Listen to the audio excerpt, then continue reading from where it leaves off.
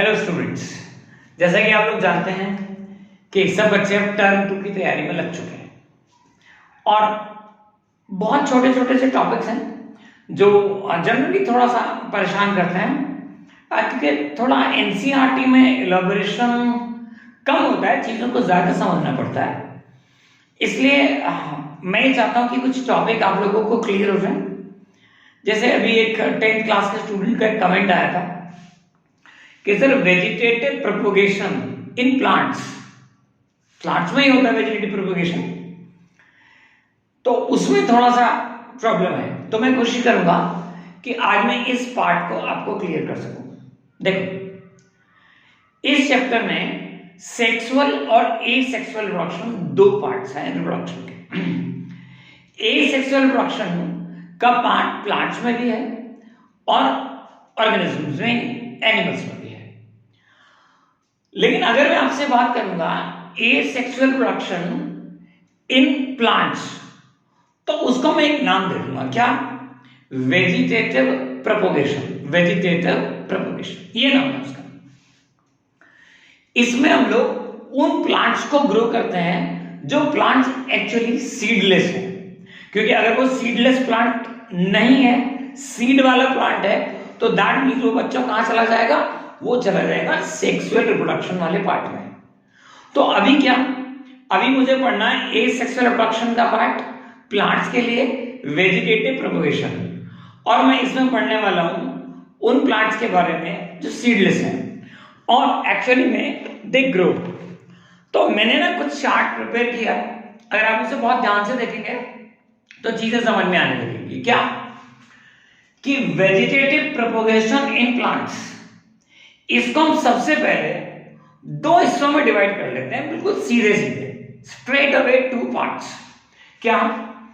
एक तो ऐसा प्रोपोगेशन जो नेचुरल होता है, ये फिनोमेना अपने आप नेचर में होता है, तो that is a natural vegetative propagation.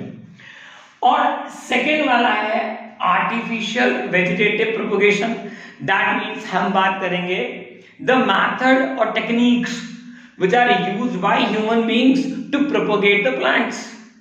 ठीक है, अब सबसे पहले अगर नेचुरल वेजिटेटिव प्रोपोगेशन की बात करते हैं तो ये अपने आप में कुछ तरीकों से होता है, कुछ डिफरेंट तरीकों से होता है। जैसे नेचर में this occurs by roots, this occur by stems, this occur by leaves, और इन सब में बर्ड्स होती हैं जिन बर्ड से एडवेंटिशियस रूट्स डेवलप होती हैं, उन बर्ड्स में से एडवेंटिशियस रूट्स निकलने लग जाती हैं।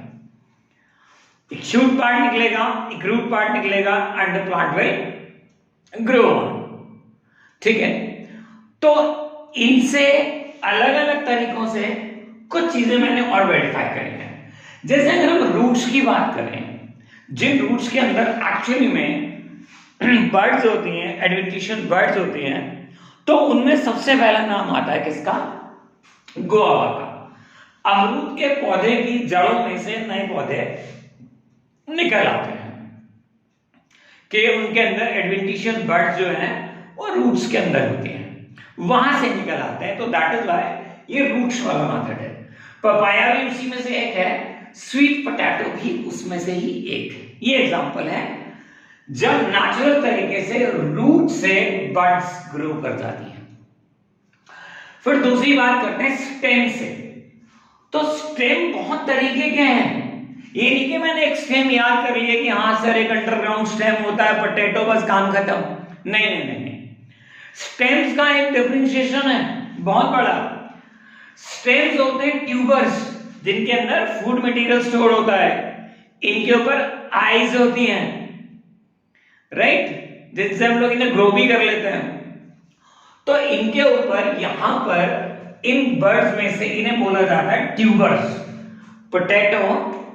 Potato are known as tubers. ये ट्यूबर की फॉर्म है, जिसमें से it is underground stem, but ये ट्यूबर की फॉर्म है, जिसमें से एक्चुअली में क्या होता है, ऑक्सिलरी बर्ड्स होती हैं, वो ग्रो कर जाती हैं और नया प्लांट निकल आता है। राइजोम्स एक और स्टेम की वैरायटी है, that is known as rhizomes, ये अंडरग्राउंड स्टेम ही है, इसमें से एडवेंटिशियस रूट्स निकलती हैं और birds give rise to new plant. For example है जिंजर, अदरक, याद रखना। देन अगर हम बात करें एक और अंडरग्राउंड स्टेम की, that is the form of a bulb. That means I am talking about onion. मैं प्याज की बात कर रहा हूं आप लोगों से। प्याज में बल्ब है, that is in shape of a bulb. और देखा भी होगा आपने, बरसात में अगर प्याज घर में रखा रह जाए तो जनरली उसके अंदर से अपने आप ही ऑक्सिलरी बर्ड्स निकलनी स्टार्ट हो जाती हैं। तो ये भी अंडरग्राउंड स्टेम ही है, but in the form of a bulb. एक और अंडरग्राउंड स्टेम है कॉर्म। कॉर्म में ग्लैडियोलस। ग्लैडियोलस हो सकता है जनरली बच्चों ने शायद ना देखा हो, लेकिन फिर भी अगर मैं याद दिलाने की कोशिश करूंगा तो मे भी उन्हें याद आ जाए। जब कभी हम लोग फ्लावर्स के बुके बनवाने जाते हैं तो वो कुछ एक ट्रम्पेट शेप के फ्लावर्स होते हैं उसके पास। उनके बहुत डिफरेंट कलर्स भी हैं, पर्पल भी देखे हैं मैंने, that is somewhat pink also, red also, yellow also. तो दे आर द ग्लैडियोलस। उनमें कॉर्म्स होते हैं नीचे, कॉर्म्स। तो वो जो कॉर्म्स हैं उनसे एक्चुअली में उस बेस से, वहां से वो स्केल से कवर होता है, तो उनमें से रूट्स डेवलप हो जाती हैं और बड्स डेवलप होकर नए प्लांट को बना देती हैं। तो ये तो बात हुई स्टेम्स की। अब अगर मैं बात करूं आपसे कि स्टेम्स की तो दो वैरायटी और भी हैं। एक ऐसी वैरायटी जो मैंने लिखी है कैटेगरी सब एरियल्स एंड एरियल्स, सब एरियल्स और एरियल्स, ये भी स्टेम्स हैं। अब मैंने यहां पर लिखा है सब एरियल में दो एग्जांपल्स। एक तो लिखे हैं मैंने सकर्स, दैट मींस मिंट, पुदीने का पौधा। तो मिंट में क्या होता है, ये एरियल है, this is a sub aerial, sorry this is sub aerial plant and this is aerial. Aerials are the stolons, जैसे कि ब्लैकबेरी, ये स्टोलोन्स हैं, काइंड ऑफ अ सेम ही है, but this is the stolons. तो ये एरियल्स हैं। तो एरियल्स में ये अपवर्ड मूव करते हैं, दे मूव टू अपवर्ड। इन्हीं में से जो भी ब्रांच टच करती है ग्राउंड को, उस ब्रांच से रूट्स डेवलप हो जाती हैं और ये रूट्स डेवलप होकर, वहां नोड्स होते हैं, उनसे रूट डेवलप होकर नए प्लांट्स को गिव राइज कर देते हैं। तो ये एडवेंटिशियस रूट्स बनाती हैं उस जगह पर। अब अगर मैं बात करूं सब एरियल्स की, सकर्स यानी कि मिंट और रनर्स की। रनर्स मतलब मैं बात कर रहा हूं ग्रास की, ये हॉरिजॉन्टली भागती है। अगर आप इसकी एक स्टिक को लगा देंगे तो वही अंडरग्राउंड जाकर उससे नए एडवेंटिशियस रूट्स निकलेंगे और वो आगे फैलनी शुरू हो जाएगी। सेम वे में मिंट भी एक ऐसा ही पौधा है, पुदीने का पौधा मिंट। वो भी किस में आता है, सब एरियल्स में आता है, सकर्स में आता है। उसकी भी जड़ें जमीन के नीचे फैलकर वहां से give rise to new birds कर देती हैं। तो that are known as the suckers. तो ये थी कैटेगरी स्टेम्स की। इनमें एक कैटेगरी और बचती है नेचुरल, किसकी, वेजिटेटिव प्रोपगेशन की, दैट इज लीव्स। लीव्स है ये। ब्रायोफिलम उसका एग्जैक्ट प्रॉपर बहुत अच्छा एग्जांपल है।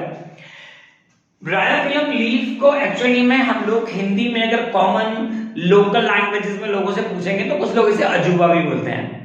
क्यों बोलते हैं, रीजन बीइंग दैट कि यहां पर जब ये लीफ टच कर जाता है ग्राउंड को, अगर इसे बेटर एटमॉस्फेयर मिल जाए, प्रॉपर एटमॉस्फेयर मिल जाए, तो इसके जितने भी लीफ मार्जिन यानी कि नॉचेस होते हैं, if they touch the ground, वो मिट्टी को अगर टच कर जाते हैं तो वहां पर एडवेंटिशियस रूट्स निकल आती है। दैट मींस इसके जो नॉचेस हैं बर्ड्स का काम कर रहे हैं, वहीं से न्यू प्लांट्स ग्रो कर जाएंगे। तो जितनी नॉचेस होंगी उतने प्लांट्स ग्रो कर जाएंगे if it touches the ground. तो ये बाय लीव्स मेथड है।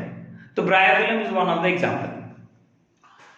अब ये तो हुआ हमारा पूरा हिस्सा जिसमें वेजिटेटिव प्रोपगेशन चल रहा है, लेकिन कैसे, नेचुरली है ये। अब चलो बच्चों फिर एक बात और कर लेते हैं कि अब सर ये आर्टिफिशियल मेथड क्या, अब ये आर्टिफिशियल मेथड है क्या, क्योंकि ये मैन मेड है। हम लोगों ने भी तो ऐसी टेक्निक्स बना ली है कि we can also grow the plants asexual तरीके से। तो उसे हम एक्चुअली में आर्टिफिशियल बोलते हैं।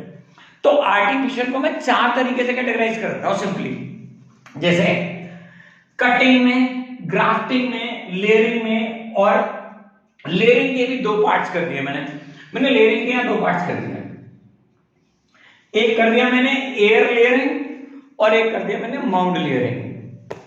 देखो कटिंग क्या है, जनरली ये सबसे कॉमन टेक्निक है और इस कॉमन टेक्निक से जनरली अक्टूबर के मंथ में हमने लोगों को देखा है रोजेस को डेवलप करते हुए। तो रोज का स्टेम काटा, ठीक है, थोड़ा सा पॉइंटेड काटा और उसको डिप कर दिया ग्राउंड में, अंडरग्राउंड लगा दिया। After some days you will see the roots get develop and the new leaves are there. This is known as the cutting technique, stem cutting technique. Grafting में क्या करते हैं, ग्राफ्टिंग में एक और बात मजेदार है, इसमें 2 पार्ट्स भी हैं, स्टॉक एंड साइकिल। कैसे, जैसे ये वाला हिस्सा ओरिजिनल है, दिस इज ओरिजिनल प्लांट जो जमीन में ऑलरेडी लगा हुआ प्लांट है, उसको एक पर्टिकुलर पॉइंट से कुछ सेंटीमीटर ऊपर से काट देंगे। तो ये हिस्सा जो हमने काटा, this is known as the stock, ये स्टॉक हो गया, ठीक है। अब जो सेम स्पीशीज में सेकंड वैरायटी का प्लांट था, सपोज हम रोज को यूज कर रहे हैं, तो अब ये अपर जो था डिफरेंट वैरायटी का है, ठीक है, बट सेम स्पीशीज को बिलोंग करता है। ये हिस्सा साइकिल है, दिस इज साइकिल। अब इस साइकिल को हम इसके ऊपर थोड़ा सा पॉइंटेड काट के जोड़ देंगे और उसे किसी मॉइस्चर वाली चीज से ढक देंगे। आफ्टर फ्यू डेज दोनों पार्ट आपस में जुड़ जाएंगे। जैसे कि हम लोगों की अगर कहीं बोन क्रैक हो जाए तो डॉक्टर उसे जोड़ने के लिए जोड़ देता है कुछ चीज, और जोड़कर वो दोनों बोन्स आपस में कनेक्ट हो जाती हैं। तो same thing, the both stems are being connected with each other, ये दोनों एक दूसरे से जुड़ जाते हैं और ऊपर नए लीव्स निकलने स्टार्ट हो जाते हैं और new flower get started over there. तो this is technique known as the grafting. अब अगर मैं लेयरिंग की बात करूं तो कुछ ऐसे पौधों की बात करते हैं जैसे जैस्मिन। अब इनकी ब्रांचेस बहुत पतली होती हैं, फ्लेक्सिबल होती हैं, तो ये क्या करते हैं, तो ओरिजिनल प्लांट है, ये उगा हुआ है ओरिजिनल प्लांट जैस्मिन का। व्हाट दे डू, उन्होंने इसकी ब्रांच को लिया, मिट्टी के अंदर डाला और बाहर निकाल लिया, लेकिन क्या किया, थोड़ा सा उसे स्क्रैप कर लिया, हल्का सा, यानी कि उसका अपर लेयर, स्टेम की अपर लेयर को रिमूव कर दिया। तो what happened after some days, इसमें से कुछ एडवेंटिशियस रूट्स निकलनी स्टार्ट हो जाती हैं। कुछ दिनों के बाद क्या करेंगे, जब ये प्लांट ग्रो कर जाएगा तो इस प्लांट की स्टिक को जो हमने बेंड करी थी, इसको यहां से काट कर नए प्लांट को अलग कर लेंगे। This is mount layering. लेकिन अब उन पौधों का क्या, जिन पौधों के अंदर स्टेम थोड़े हार्ड है, इतने फ्लेक्सिबल नहीं है, उसे मिट्टी में डाल लो, तो वहां पर एक काम और होता है, माउंट लेयरिंग के अलावा एयर लेयरिंग का प्रोसीजर भी है। यानी कि काफी मोटे स्टेम्स हैं प्लांट में, तो हमने क्या किया, हमने उस प्लांट को, उस एक हार्ड स्टिक को कुछ दूरी से 25 सेंटीमीटर के नियर अबाउट, और ज्यादा it's not an appropriate measurement, वहां से थोड़ा सा उसका अपर लेयर को रिमूव कर दिया। अपर लेयर के ऊपर एक पॉलिथीन बांधा, कुछ मॉसेस बांध दिए ताकि उसमें कुछ दिन मॉइस्चर रहे, और जितने दिन उसमें मॉइस्चर रहेगा उसके अंदर, वहीं उस पॉलिथीन के अंदर कुछ रूट्स कुछ दिन के बाद डेवलप हो जाएंगी। When they develop, जब ये डेवलप हो जाएंगी तो फिर हम इस स्टिक को यहां से डिटैच कर लेंगे प्लांट से, डिटैच करके हम इसे ग्राउंड में लगा देंगे, और जैसे ग्राउंड में लगाएंगे this will grow into the new plant, ये नए प्लांट में उगने लग जाएगी। तो आज की मेरी वीडियो का मेन पर्पस ये था कि हम ये जाने कि सब कुछ है क्या, वेजिटेटिव प्रोपगेशन एक्चुअली में क्या है, नेचुरल और आर्टिफिशियल दोनों मिला के। लेकिन अभी इसमें एक चीज और बचती है, वो क्या, कि ये देखना कि इनके एडवांटेजेस और डिसएडवांटेजेस क्या हैं वेजिटेटिव प्रोपगेशन के। तो इसके लिए हम लोग बात करेंगे अपनी नेक्स्ट वीडियो में, when we will see that, कि हम लोग बात कर सकें advantages and disadvantages of vegetative propagation. So thank you. अगर मेरा कंटेंट पसंद आए तो लाइक शेयर और सब्सक्राइब करना ना भूलें। IPL by JK Arora sir. Thank you.